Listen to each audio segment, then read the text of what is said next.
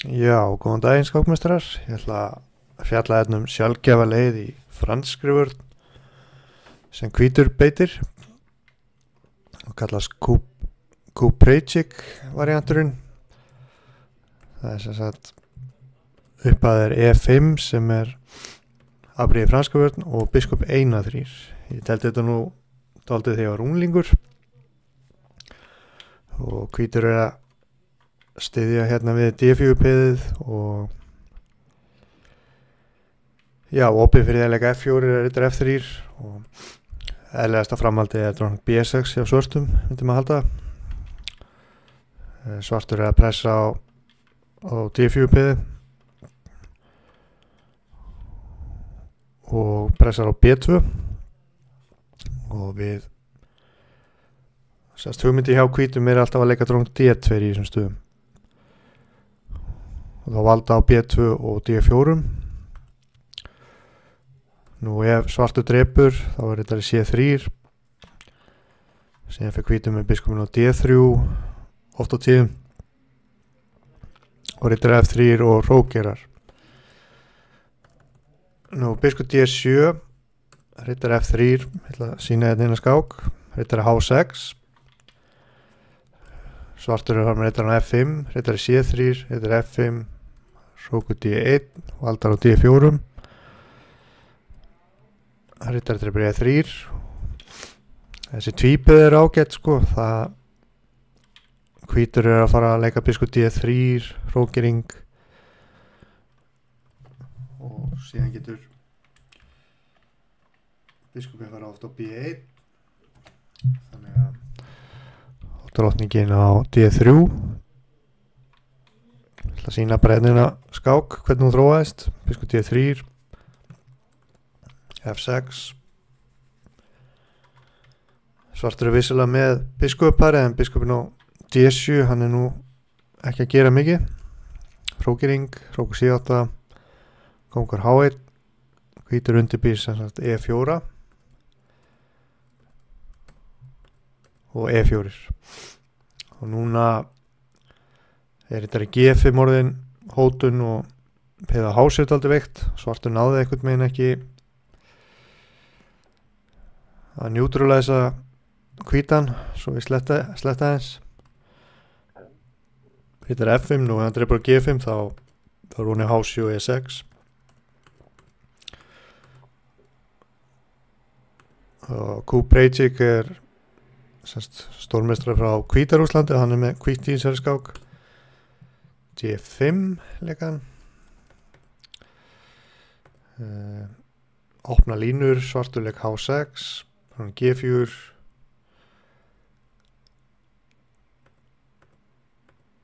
og hérna þurft hann að reikna smá út. E7 góðuleikur,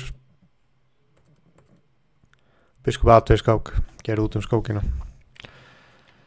Þannig við sjáum að hvítum er í raun alveg saman þó að fá þetta tvípeð. Það er bara biskup D3, hrókering, biskup B1 og svo framvegis. Þá er það næsta skák. Þá er það skák nr. 2. Við vindum okkur í það. Nú það er fasti liðir, drókn D2, biskup D7, rittar F3. Það voru að skoða þegar rittarinn fer á F5 er rittar H6 en hér drap svartur á D4, hrókur C8.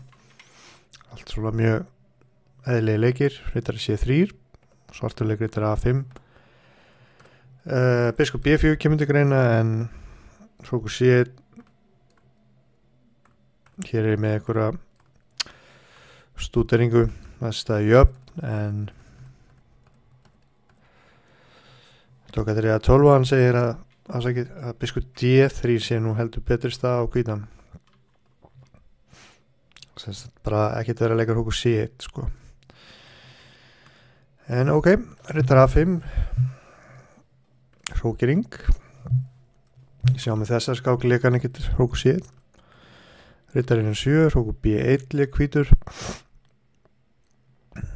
Hvítur opið fyrir að opna eða drefur á C3 og opna spilinu. Þetta er C4, drókning E2, þetta er lærdómsríkt. Við viljum semst taka á E3 með peðun yfirleitt sko. þannig að dróning A5, hrókur FC1, valdar á C3, H6. Svartur eflaust eitthvað smeyku við byggstur bara H7 ef hann hrókirar. Gríska gjöfin hérna og dróning H5. Þannig að H6 svona fyrirbyggjandi leikur. A3 leik hvítur, hrókudreipur, hrókiring. Og hér kemur svona dæmið að hvernig sóknin getur þróast. Það má nú ekki gleyma að hrókurinn á þriðréttaröðinu og hann getur sem sagt, ef allt opnast getur hann farið yfir á góngsvæng. Þannig að hvítur drapa á H6, skemmtilegu leikur, og leikritari G5. Sjáum hérna á örvonum, dróning H5, hrókur H3 eina af þessum hugmyndum. Svartur drapa á B2. Sko skoða hérna H-drepa G5, dróning H5. Fyrir aðeins svona hratt yfir sögu. Svartur gall yfir en hvítur með 2 beð og hörku spil, hugsanlega HP fljótt að fara áfram og síðan B3 getur verið að koma. Þetta svona athyglisvert allavega, bara svona sína hugmyndir. Drap á B2, þetta var taktískur í dag. Skáka H7, kongur H8, nú kongur G7 annar leikur, getur telst ekkert með svona.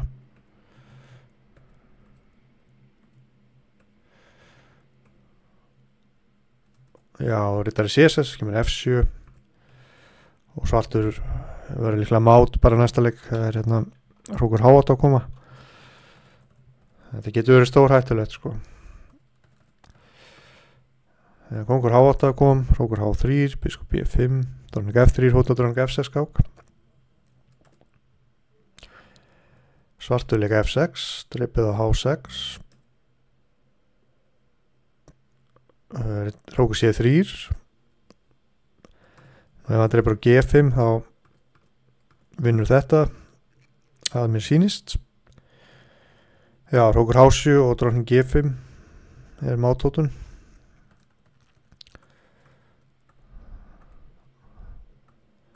Skákinn þróaði svona. Mát, takk fyrir. Það var að skák nummer 3.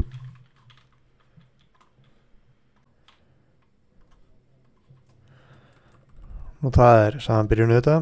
Hér drap svartur strax á D4, leikritari E7. Planið sérst að fara með á F5. Biskup D3 kom. Rittari C3. Biskup B4, nú það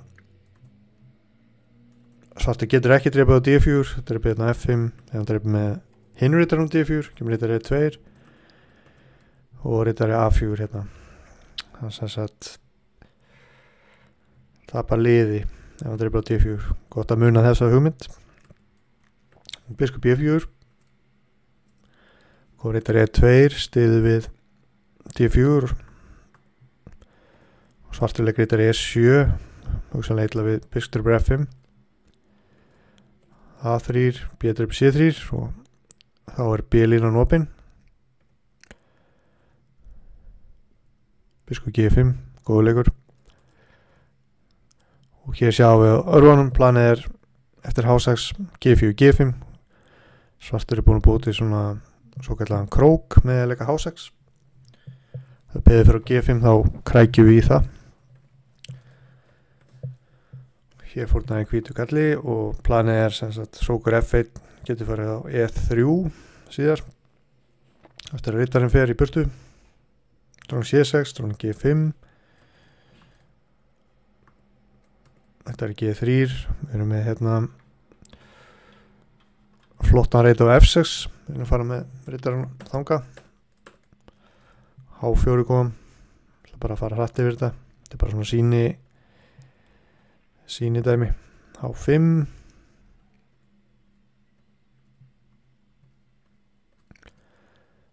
H2, hvítu vildi ekki þráleik. og rittarinn miklu betri en þessi biskup á E6.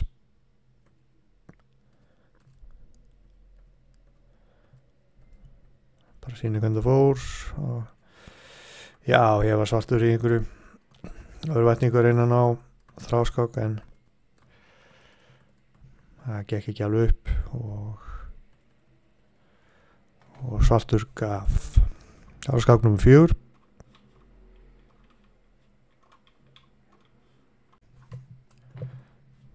Þá vindum við okkur í skák nummer 4.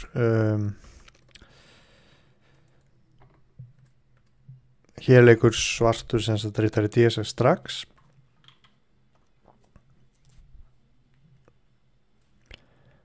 Þetta drap ekki á D4 og svona góða við það myndi ég halda að rittarinn náttúrulega ekki góður á B-num sko. Þannig að hvítileik biskup D3. Þetta eru svona fasti liðir. Kongur H1, hvítleikur. Sjáum við örfunum hérna plani á hvítum, þetta er C2 og rittari D2 og síðan þetta að fara að plana að leika E4. Segjum F6. Þá hóttum við á H7 og G6 auðvitað möguleika en svolítið veiking sko, til dæmis þetta drepa hérna kongur G7 og E4 og hrókur A1 að koma á hvítir með betri stuð. Svona easy game eins og maður segir. Nú svartuleg G6 rittar A3 tengir hókana og kemur rittarinn með spilið. Nú F6 var ég svara bara með E4 og hér svartur dálítið veikur hérna á kongsvagnum, svartur rittarum. Hrókurinn getur fara á F6, hrókurinn á F1 og rittar F4. Þetta mun ekki hafa happy ending sýnist mér. Nú rittar C2 kominn eftir biskup D7. Svartur leika F6, E4. Það var nú betra að leika F5. Nú á hann E4 og hann dreipur hér, þá rittar E3 og rittar hann frá G4 þannig að rittarinn kemur á hlið. C4, E dreipur D5 upprópun. Þannig að dreipur D3 þá hann að fara að vinna hérna peð og nú skulum við bara kíkja á skákina. Allt í einu rittarinn á góður sem var arfaslagur fór frá A3 yfir á G4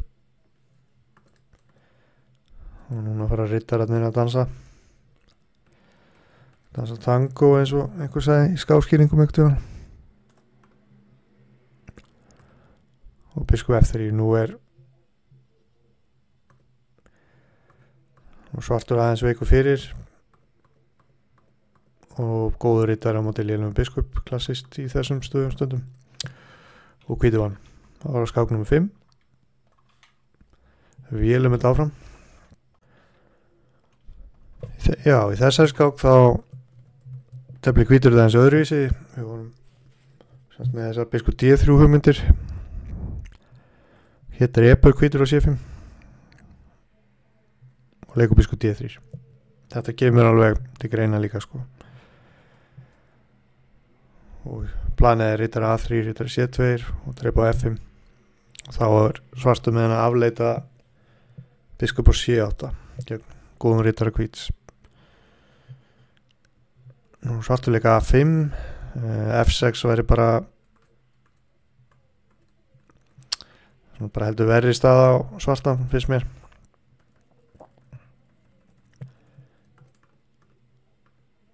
Þetta er eitthvað skák sem var telt hérna Olympiamótinu í Moskvu árið. Já, kom D4 tekið á H7 skemmtilegur hrókur C1 og uppkom endatafl sem jafnt á peðum en svartur með marga veikleika sko. Hvítur vann þetta nú bara sýnir þetta snögt. það er bara vélaður hérna. Já, það er bara peði yfir og vann endatablið. Það var skák nummer 6.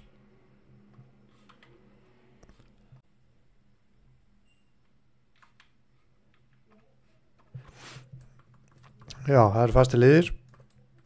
Hér leikur svartur hókur C8. Við hefum nú verið að spá í þessum biskup D3 hugmyndum með þetta og hér drepur hvítur á C5 og leikur drón G5. Hótum á G7. Nú ef svartur leikur G6 þá getur H4 verið hugsanlega vandamál, þannig að svartur leikur drón F8, þetta er D2 og nú er hvítur að reyna að ná tökum á E5 og D4 reynum. Skoðum hvernig þetta teldist, þetta er B3. Þetta snýst alltaf með E5 reytin hérna. Svartur er smá erfiðleika með að fá mótspil og nú er hvítur sérst með hugmyndir eins og F4, H4, P og SS svolítið veikt. Svona til langframa og nú er það bara endatablið. Þetta er ekki skemmtileg staða til þess að enda með og hvítur vann þessa skák. Þannig já, þessi D-drip C5 hugmynd er alveg athyglisverð líka og ég myndi alveg halda að þetta getur verið svona hættulegt vopn svona, en menn beitir þessu sparlega, svona óvænt. Já, takk fyrir í dag.